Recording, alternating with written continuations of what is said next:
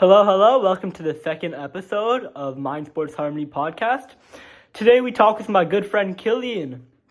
He is a multi-sport athlete, which you will see in the podcast, and we have a very deep talk about everything that he's gone through throughout his journey. Thank you so much for tuning in. I'm Ativ as always. Have fun.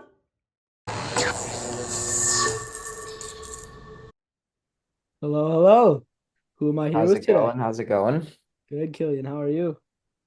I'm good, Ativ. I'm good. Excited for the conversation today. So am I, Cillian. So am I. So, Cillian, could you share a bit about the sports you play and what drew you to them? Yeah, I've been playing sports since I was a kid. My parents and I joke like they put me out on the soccer fields the second I could walk, pretty much. Sport, yeah. And I've never really stopped. So soccer was my first passion, first love. I think a lot of that was at first cultural as well as just me having a passion for the game. My parents come from Ireland, which is a country that's very much steeped in soccer. And so it was kind of assumed that I would at least try it out. And then, as I've grown, I've continued playing, but I've picked up other sports along the way, slightly become maybe more Americanized, playing basketball and, as you know, getting into the American football scene. But in Yeah. terms of playing water polo, I think I think it was really community that brought me to that sport, especially. My brother played and he introduced me to the team and I fell in love with the community almost more than the sport.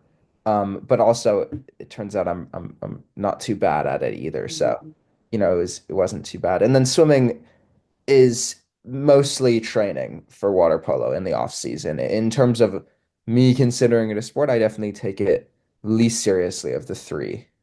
For sure, for sure. Very nice answer. Thank you. Cool. Um, but you're on varsity for, I guess we don't have to include swimming if you don't want to, but like for soccer and water polo, you're on varsity for both of them, correct? Yeah, I've you could consider me. I've been on varsity since freshman year for both of them. Yeah. What a lad, what a lad. So, I Kieran, mean, how would you say it's been like juggling both of them? it's definitely been tough.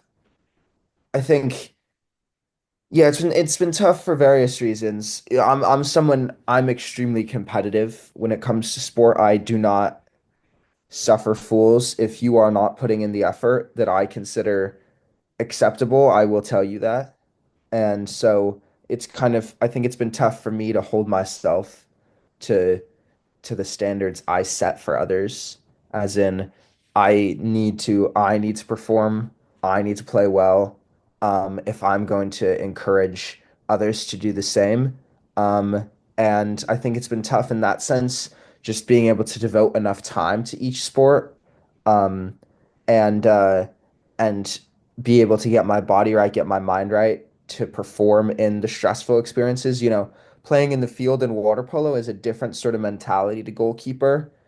It's a lot more fast paced, a lot more you can afford to be a goldfish more. You can kind of you can take a break on a play or you can, swing the rock and kind of sit in the corner. Whereas in goalkeeper, if you're in, you're in. Like you are the deciding factor in a game. And so I think it's been tough for me to get my mind right, kind of switch between those two mindsets and my body too. They're completely different sports in terms of what sort of muscles you're using. And yeah.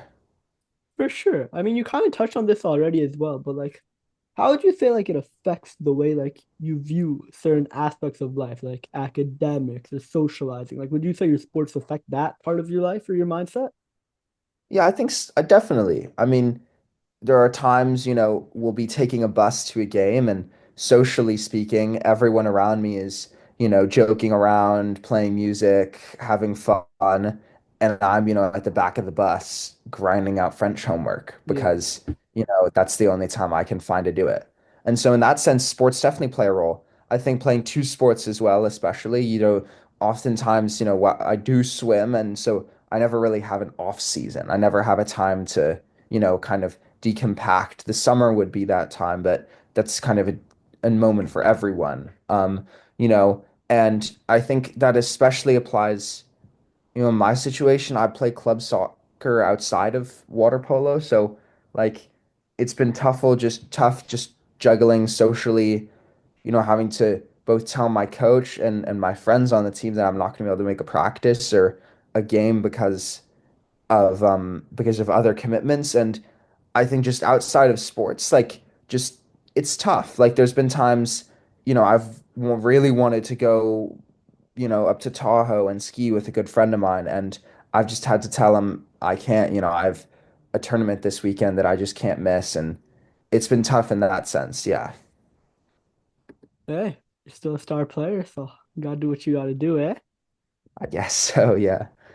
Killian, I know that you've been dealing with an injury off late. For the people listening to the podcast, Killian and I are good friends outside of this podcast. So I know you're dealing with an injury. Could you talk a bit about how that happened and what you're dealing with right now or what you were dealing with earlier?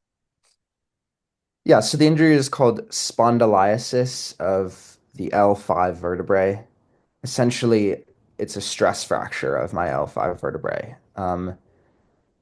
And I picked it up during soccer season. It's been kind of something that has been a part of my sports experience kind of since I started playing. The doctor thinks it's I was born with it almost. I was born with just the bone structure that made my back conducive to picking up an injury like this. And yeah, it's tough. It's one of those things, I think for me, I've broken fingers, I've broken noses, I've sprained ankles, and the doctor just tells you, all right, sit for like 2 months or 3 months and you'll be back and you'll be good. And this thing's tough because like, the doctor, it's a completely different mindset towards the healing process, towards getting back onto the fields fully. Um, because today I could go out and play a game, Yeah. and I could just thug it out. I could take some painkillers and tape my back up and I'd be fine. But I think it's more they're trying to preserve my back in the long term. Uh, And as someone who's a teenager and who doesn't want to think about the future in that way, it's definitely tough to kind of stop and say, hey, while in this moment I can play without pain, this is the kind of thing that in 20 years you can be in pain forever. And wow. so and so it's definitely just like hard just being able to understand that, like have the foresight and just sit. Like there's a lot of times, friends will ask, hey, do you want to play? And you just have to say no. Because you got to think about, the rest of your life, I guess. Sucks, bro. I'm sorry. I did not realize that. Yeah. I mean, what was your first reaction when like you realized that it wasn't going to be like a completely quick recovery, like emotionally or physically? Yeah, I mean, like I said, I've had this since sixth grade, to be honest, was when I first picked it up, as in like I had it and I was playing basketball and I just had to stop for the rest of the Oh, season. And that crushed me the first time.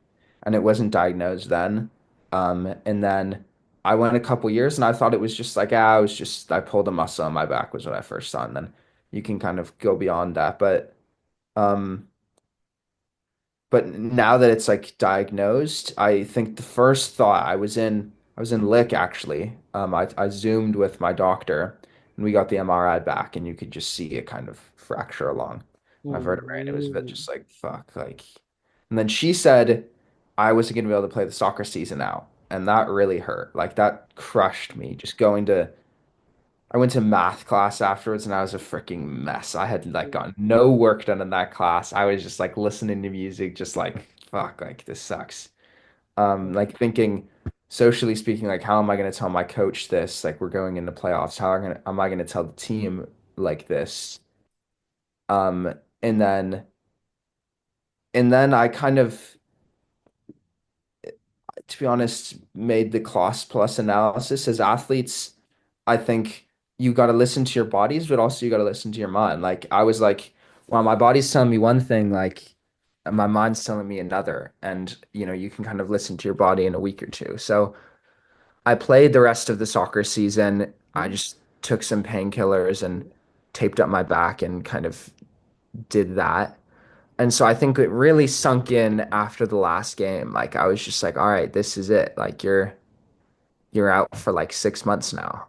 Um, and I think that like really hit me. I was like way less productive, no motivation to just like be active um for a while. And then I'm kind of now only I feel like getting back into kind of just being out and about and yeah. That sounds hard to deal with, but I'm glad that you're able to get back into the groove where you were before. I don't think that most kids our age, especially, could go through something like that and bounce back from it like you did. If you don't mind me asking, do you ever have like a sports therapist or a counselor or something to talk about it with? Honestly, I think these conversations are the best sports therapy or conversations with, a good friend of mine also plays soccer, Asa, and kind of talking to him about it. I think for me, I've never been the person to get a therapist. Yeah, I think I don't know if that plays into the like associations with like masculinity and not needing it, yeah. or if it's just I think it would be less effective. I'm lucky enough to have, friends who I feel like I can talk to. So no, I wouldn't say I've ever kind of considered going into the sports therapy route. Oh, I see. Um, I mean, I know for him he says that, but like I just want to say for the audience, like I think therapy can be very destigmatizing at times, but like I think if you can have a close friend, then that's amazing to talk to. But I think especially as men, like it can be hard to open up with each other. So I just like there's nothing ever wrong with getting a therapist, and I think that that can be beneficial. It can help you guys cope with your feelings for sure. But Killian found another way to deal with it, which worked out great for him. Have you found anything else that helps you to cope with, like other than talking? Like could be visualization, journaling, watching film, team meetings, or like just looking at other players playing? Yeah, I think it's been watching the games I love to play. Yeah, Yeah, I really um just watching with friends, watching on my own. I'll just sit there and watch goalkeeper tape, yeah, kind of take mental notes and be like, all right, that's what I got to do next. And yeah, I think like there's the reason I love sports, there's just something so like magical about them. The highs and lows, like just that I like revel in that. My team, Liverpool, yeah. we just won the trophy this year. We won the Uh-huh. Premier League, and so it's like that sort of stuff I think really helps me cope with the fact that I can't get on the fields, just like seeing other people play and kind of still having that connection to the game, I guess. For sure, for sure. I think Killian found a great way to deal with it. I think a lot of people could also go with like guided visualization. You use your senses to create a vivid mental image and it can Yeah. help you Yeah. relax. Yeah. In terms of watching film, 100%, I think. I've never, thank you, Ativ. You've put a word to what I have been doing. Yeah, Guided guided visualization. visualization. Yes. I definitely think yeah, yeah. Very nice, very nice. I mean, although the injuries do suck, like would you say that you learned something from it? Have it taught you more about yourself? Have you gained like a deeper understanding of yourself?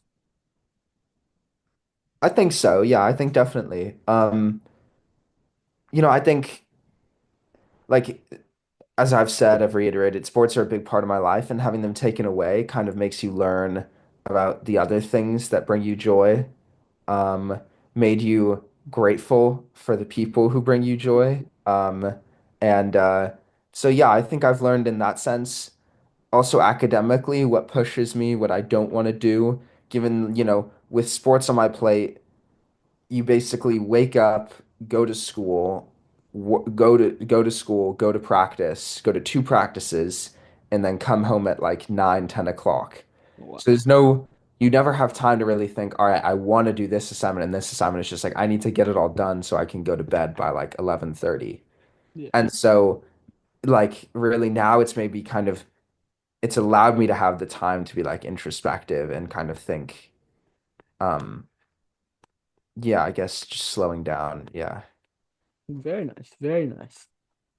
Um, just a couple more questions here. Like, would you say you ever felt pressure to get back too quickly from yourself, or from your teammates, or from your coaches, or would you say they were pretty chill in that regard? I think I've definitely put pressure on myself to come back. Yeah. You know, I my coaches definitely would like to see me back on the field. Goalkeeper is one of those positions where, um, you can't really sub another kid in. Like if you were, a left back, people watching might not know that term, but basically, if you were any other position on the field and you got hurt, the coach would be like, "Ah, that sucks," but another guy can like play out of position a little bit and play there. But Yeah, goalkeeper, it's just completely different skill set. right. So my coaches, I think my coach definitely wanted me back, but I don't think there was ever any pressure to come back before I was ready. Yeah, My friends always give me shit about it, but yeah, like yeah. they would never like really meaningfully like want to push me to come What back. good friends wouldn't give you shit about that though? Of course, yeah. My last question. This is a tough question. You don't have to answer if you don't want to, but like, do you know if your body will be 100% by the next soccer season? I hope so. For I hope sure, so. for sure. That I mean, answer you I don't got. you don't have to answer this, but like, if it's not, how would you prepare to handle that mentally? Just like do the same thing that you did this year? Um, Because I know you ceased acting in your free time once you. yeah, I think yeah, it would definitely, make me consider other passions. For sure. That's a great point. I hadn't even thought of that. Yeah. Um, sports are one part of my life, but I like being on the stage a little bit too. So I think I would cope with that, but even then, acting could never supplant like what you Yeah, get from sports. I um I think I would throw myself into any role I could take. I yeah. think if I Interesting. could be team manager or give tips and coach up another goalkeeper to take my place, I think that's what I would do. On the water polo team, if I could still be a leader, maybe not in the pool, but outside of the pool, I'm the captain of the team. Yeah. I would definitely take that. Very interesting. Very interesting. I'm glad that you're looking for ways outside of just playing because that's very powerful. Yeah. That was my last question, Killian. But do you have anything else you would want to share or no? Yeah, I mean, thanks for taking the time. I hope this was informative. This was a good conversation. Yeah, of Thank you so much, Killian. Bye. course. Peace.